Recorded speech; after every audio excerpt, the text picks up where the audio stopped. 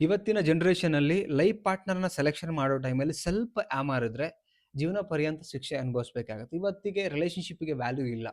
So ಜನ ಎಲ್ಲ ನೀಡ್ಸ್‌ಗೆ value ಕೊಡ್ತಿದ್ದಾರೆ. ಸೊ ಹಾಗಾಗಿ ನೀವು ನಿಮ್ಮ ಲೈಫ್ ಪಾರ್ಟ್ನರ್‌ನ ಸೆಲೆಕ್ಟ್ ಮಾಡೋ ವಿಚಾರದಲ್ಲಿ ತಪ್ಪದೆ ಇವೆಲ್ಲನೂ ಕೂಡ ಅಬ್ಸರ್ವೇಷನ್ ಮಾಡಿ ಅದಾದ್ಮೇಲೆ ನೀವು ಮದುವೆಗೆ ಒಪ್ಕೊಳ್ಳಿ. ಓಕೆ.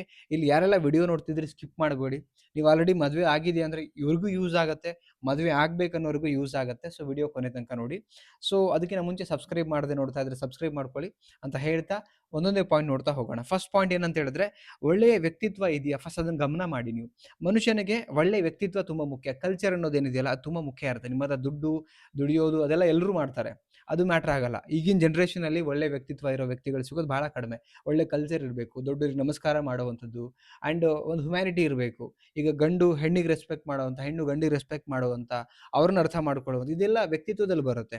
ಎಷ್ಟೋ ಜನ ಗಂಡ್ಮಕ್ಳು ಹೆಣ್ಮಕ್ಳಿಗೆ ಅವ್ರ ನೋವನ್ನು ಅರ್ಥ ಮಾಡ್ಕೊಳ್ಳಲ್ಲ. ಎಷ್ಟೋ ಹೆಣ್ಮಕ್ಳು ಗಂಡ್ಮಕ್ಳ ನೋವನ್ನು ಅರ್ಥ ಮಾಡ್ಕೊಳ್ಳಲ್ಲ. ಸೊ ಒಬ್ರಿಗೊಬ್ರು ಅರ್ಥ ಮಾಡ್ಕೊಳ್ಳೋದು ಮುಖ್ಯ ಇದೆ. ಆ ವ್ಯಕ್ತಿತ್ವ ಅವರಲ್ಲಿ ಇದೆಯಾ ಫಸ್ಟ್ ಚೆಕ್ ಮಾಡಿ.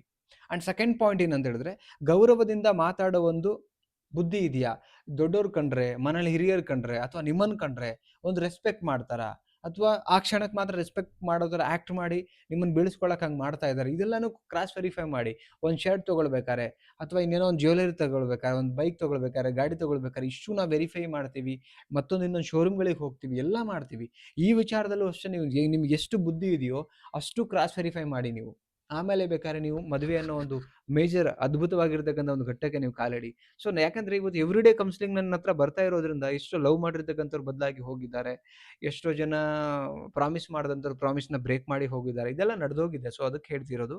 ಇದೆಲ್ಲಾನು ಮೇಜರ್ ನಿಮ್ಮ ಕೆಲಸ ನೀವು ಮಾಡಿ. ಅದ್ರ ಮೇಲೇನೂ ಕೆಲವರು ಚೆನ್ನಾಗಿದ್ದಂಥವ್ರು ಹೋಗಿದ್ದಾರೆ. ಅದನ್ನ ಭಗವಂತ ನೋಡ್ಕೊಳ್ಳಿ. ಬಟ್ ನಮ್ಮ ಕರ್ತವ್ಯ ಏನು? ಬೇಸಿಕ್ಸ್ ಏನ್ ಮಾಡ್ಬೇಕು ಅದನ್ನ ಅವನ್ನೆಲ್ಲ ಗಮನ ಕೊಟ್ಟು ನಾವು ನೋಡ್ಬೇಕಾಗತ್ತೆ.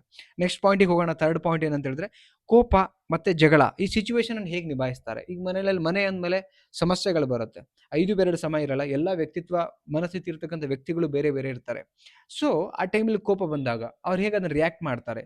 ಆ ಜಗಳನ ಹೇಗೆ ಅವ್ರು ಹ್ಯಾಂಡಲ್ ಮಾಡ್ತಾರೆ? ಆ ಮನಸ್ಥಿತಿ ಬೇಕು. ಗಂಡಲ್ಲೂ ಬೇಕು, ಹೆಣ್ಣಲ್ಲೂ ಬೇಕು. ಅದನ್ನು ಅಬ್ಸರ್ವೇಷನ್ ಮಾಡಿ. ಇದು ವೆರಿ ಮುಖ್ಯ. ಎಷ್ಟೋ ಜನ ಸ್ವಲ್ಪ ಕೋಪ, ಜಗಳ ಆಯ್ತು ಅಂದ್ರೆ ಮನೆ ಡಿವೈಡ್ ಮಾಡಿ ಹೋಗ್ಬಿಡ್ತಾರೆ. ಸೊ ಇದು ಭೂಷಣ ಅಂತ ಹೇಳ್ತೀವಲ್ಲ, ಲೈಕ್ ಒಳ್ಳೇದಲ್ಲ, ಮನೆಗೆ ಶ್ರೇಯಸ್ಸು ಅಲ್ಲ ಆಕ್ಚುಲಿ. ಸೊ ಇದನ್ನ ಹೇಗೆ ಹ್ಯಾಂಡಲ್ ಮಾಡ್ತಾರೆ? ಇದನ್ನ ನೀವು ಅವರನ್ನ ನೀವು ನೋಡಿ, ಅಬ್ಸರ್ವೇಷನ್ ಮಾಡಿ, ಅರ್ಥ ಮಾಡ್ಕೊಳ್ಳೋಕೆ ಟ್ರೈ ಮಾಡಿ. ಓಕೆ. ನೆಕ್ಸ್ಟ್ ಪಾಯಿಂಟ್ ನೋಡೋಣ. ಏನಂತ ಹೇಳಿದ್ರೆ, ಜೀವನದ ಗುರಿಗಳು ಮತ್ತೆ ಹೊಂದಾಣಿಕೆ ಆಗತ್ತಾ? ನಿಮ್ಮ ಡ್ರೀಮು, ಅವ್ರ ಡ್ರೀಮು, ನೀವು ಹೋಗುವಂತ ವೇಗ ಅವ್ರು ಸಪೋರ್ಟ್ ಮಾಡಿ ನಿಲ್ತಾರಾ? ಅಥವಾ ಅದನ್ನ ಡಿಸ್ಟರ್ಬ್ ಮಾಡ್ತಾರಾ, ಅಡ್ಡಿ ಮಾಡ್ತಾರಾ? ಇದೆಲ್ಲಾನು ಕೂಡ ಅಬ್ಸರ್ವೇಷನ್ ಮಾಡಬೇಕು. ಇದೆಲ್ಲಾನು ಕೂಡ ಮುಖ್ಯ ಆಗತ್ತೆ, ಮ್ಯಾಟರ್ ಆಗತ್ತೆ. ಇಲ್ಲ ಅಂತ ಹೇಳಿದ್ರೆ ಮದುವೆ ಕೆಲವೇ ವರ್ಷಗಳಲ್ಲಿ ಜಗಳಗಳು, ಕಿರಿಕಿರಿಗೆ ಸ್ಟಾರ್ಟ್ ಆಗತ್ತೆ. ಬಿಕಾಸ್ ಇಬ್ರು ಒಂದೇ ವೇನಲ್ಲಿ ಹೋಗ್ತಾ ಇರೋದ್ರಿಂದ ಮಾತ್ರ ಲೈಫ್ ಸರಿ ಹೋಗ್ಲಿಕ್ಕೆ ಸಾಧ್ಯ. Okay. And the next point ಅಂದ್ರೆ, ನಂಬಿಕೆ ಮತ್ತೆ ಪ್ರಾಮಾಣಿಕೆ. ಇವೆರಡೂ ಮುಖ್ಯ ಇದೆ. ನೀವೆಷ್ಟು ಪ್ರಾಮಾಣಿಕರಾಗಿದ್ದೀರಿ, ನೀವೆಷ್ಟು ನಂಬ್ತಾ ಇದ್ದೀರಿ, ಅಪೋಸಿಟ್ ಅಲ್ಲಿ ನಿಮ್ಮನ್ನ ಮದುವೆ ಆಗುವಂತ ಒಂದು ಪಾರ್ಟ್ನರ್ ಏನಿರ್ತಾರಲ್ಲ, ಅವರು ಅಷ್ಟೇ ನಿಮ್ಮನ್ನ ನಂಬೇಕು ತಾನೆ.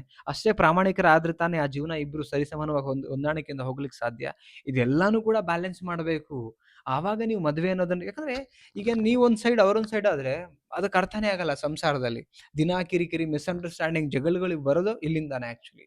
Next point and the last point ಅಂದ್ರೆ, ಕುಟುಂಬದವರಿಂದ ಹೇಗೆ ವರ್ತನೆ ಮಾಡ್ತಾರೆ? ಈಗ ವಯಸ್ಸಾದವರು ಇರ್ತಾರೆ, ಅವರೊಟ್ಟಿಗೆ ಹೇಗಿರಕ್ ಸಾಧ್ಯ? ಸಣ್ಣ ಮಕ್ಳು ಇರ್ತಾರೆ, ಅವರೊಟ್ಟಿಗೆ ಯಾರೋ ಮನೆಗೆ ಗೆಸ್ಟ್ ಬಂದ್ರು, ಅವರೊಟ್ಟಿಗೆ ಹೇಗೆ ನೋಡ್ಕೊಳ್ತಾರೆ? ಹೇಗೆ ಕಲ್ಚರ್, ಇವೆಲ್ಲಾನು ಕೂಡ ಅಬ್ಸರ್ವೇಷನ್ ಮಾಡಿ. ಇದೆಲ್ಲ ಇದ್ದು ಸ್ವಲ್ಪ ವರ್ಷ ಆಗಿ ಇನ್ನೊಬ್ರು ಮಾತು ಕಟ್ಕೊಂಡು ಬದಲಾಗೋರು ಇದ್ದಾರೆ.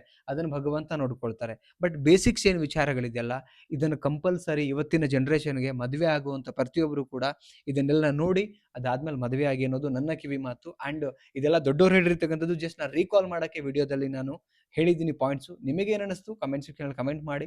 ಇಷ್ಟ ಆದರೆ ಲೈಕ್ ಮಾಡಿ. ಅಂಡ್ ಕೌನ್ಸಿಲಿಂಗ್ ಬೇಕಾ ಕಾಂಟ್ಯಾಕ್ಟ್ ಮಾಡಿ. ಮತ್ತೊಂದು ಟಾಪಿಕಲ್ಲಿ ಸಿಗೋಣ. Thank you so much guys. Love you. Bye.